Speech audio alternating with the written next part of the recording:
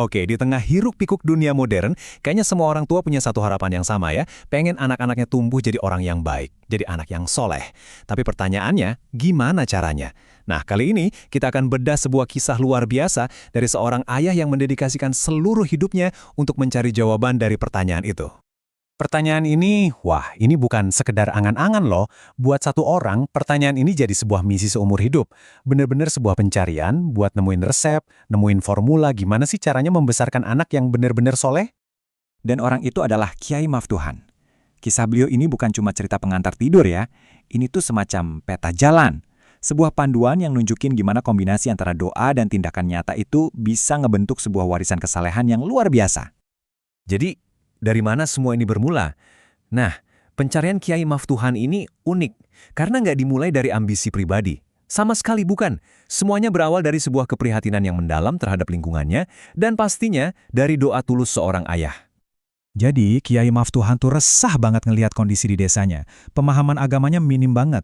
Tapi yang menarik di sini, solusi beliau tuh nggak cuma nyari keluar. Beliau justru mulai dari dalam diri sendiri. Beliau berdoa, siang dan malam, minta dikaruniai anak-anak yang soleh, yang harapannya kelak bisa jadi cahaya buat masyarakat di sekitarnya. Tapi, doa aja kan nggak cukup ya. Kiai Maftuhan paham betul soal ini. Makanya beliau menempuh dua jalan sekaligus buat mewujudkan harapannya. Nah, jalan yang pertama ini adalah perjalanan lahiriah. Sebuah ikhtiar yang aktif banget buat, ibaratnya, menjemput berkah langsung dari sumbernya. Nah, perjalanan ini dalam tradisi kita dikenal dengan istilah sowan. Penting untuk dicatat, sowan ini bukan sekedar kunjungan biasa, bukan silaturahmi biasa. Dalam dunia pesantren, sowan itu adalah sebuah tindakan yang penuh kerendahan hati. Tujuannya buat apa? Buat menyerap ilmu, minta didoakan, dan yang paling penting, mendapatkan ijazah atau semacam otorisasi spiritual dari ulama-ulama besar. Dan tujuan sowannya Kiai Maftuhan ini nunjukin keseriusan beliau yang luar biasa. Beliau nggak nanggung-nanggung loh. Beliau menempuh perjalanan jauh buat ketemu langsung sama salah satu ulama paling berpengaruh di zamannya. Siapa lagi kalau bukan pendiri Nahdlatul Ulama, Hadratus Syekh Kiai Haji Hashim Asy'ari. Luar biasa ya. Coba diperhatikan, permintaannya tuh spesifik banget. Beliau nggak cuma minta anak yang soleh secara umum, tapi juga alim, artinya berilmu mendalam, dan bahkan minta supaya kelak anaknya jadi seorang kiai. Ini bukan lagi sekedar doa, ini tuh udah kayak blueprint, cetak biru yang detail banget buat masa depan generasi penerusnya. Oke, itu tadi perjalanan lahiriahnya. Tapi kita semua tahu, perjalanan keluar nggak akan lengkap tanpa perjalanan ke dalam. Nah sekarang, mari kita lihat sisi kedua dari usaha beliau. Ini soal perjalanan batiniah, yang fokusnya pada karakter dan, wow, disiplin pribadi yang super ketat. Fondasi dari perjalanan ke dalam ini adalah sebuah konsep yang penting banget, namanya wara. Apa itu wara? Gampangnya, ini adalah sikap kehati-hatian tingkat dewa. Jadi seseorang itu secara sadar dan tekun ngejaga dirinya, tindakannya, bahkan panca inderanya, dari segala sesuatu yang meragukan apalagi yang jelas-jelas dilarang. Dan prakteknya, ini nunjukin betapa totalnya Kiai Maftuhan ngejalanin sikap waro ini.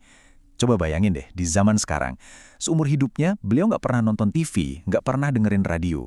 Kenapa bisa begitu?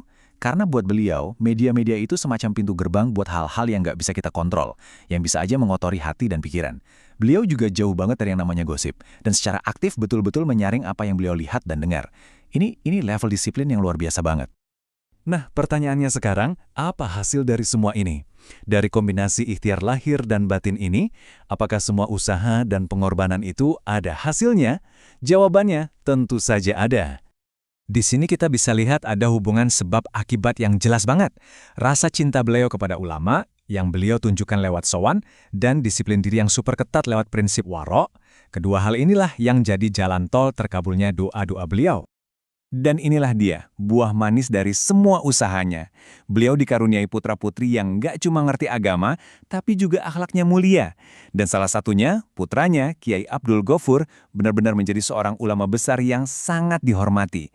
Artinya apa? Visi Kiai Maftuhan, blueprint yang beliau buat, jadi kenyataan.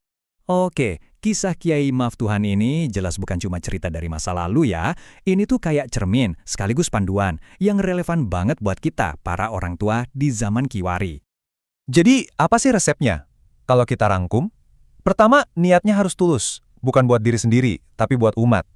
Kedua, ikhtiar lahiriah, aktif cari nasihat dan berkah seperti lewat sowan. Ketiga, ikhtiar batiniah, komitmen sama disiplin pribadi yang dalam atau wara. Dan yang terakhir, sebagai prakteknya, lindungi panca indera kita dari pengaruh-pengaruh negatif. Simple, tapi butuh komitmen luar biasa. Kisah ini ninggalin kita dengan satu pertanyaan reflektif yang penting banget. Di era digital sekarang yang super bising ini, ngejaga diri dan keluarga itu tantangannya beda. Mungkin jalan disiplin kita nggak akan sama persis kayak Kiai Maftuhan yang nggak nonton TV. Tapi prinsipnya tetap sama dan abadi, menjaga apa yang masuk ke dalam hati dan pikiran kita, demi masa depan generasi penerus. Jadi pertanyaannya buat kita semua, kira-kira apa wujud jalan disiplin diri versi Anda?